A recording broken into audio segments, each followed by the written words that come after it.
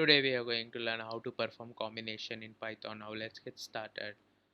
Before that, let's try to understand what is permutation and combination.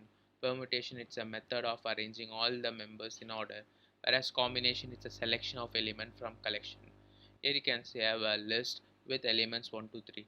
Now if I perform permutation, I will get 6 results. 1, 2, 3 can be arranged in different ways. 1, 2, 3, 1, 3, 2, 2, 1, 3, 2, 3, 1. Whereas if you perform combination, you will just get one result.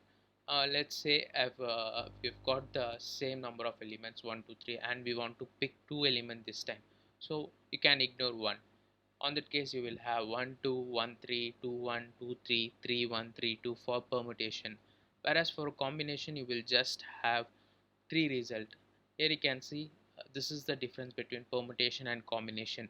In permutation, uh, here you can see I have 1 2, I also have 2 1, whereas in combination I just have 1 2, I can't have 2 1. This is the difference. Let's try to Now let's start coding.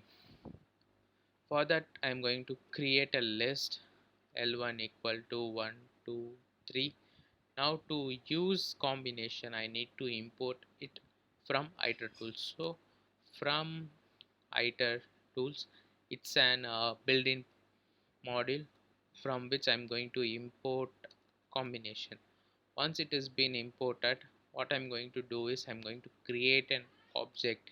You can create object by passing our list to this combination function. Once it has been passed, we will be getting an object. Now I am going to use a for loop to iterate this object so that we can see the results. Here I'm going to print I. As I said, I want to get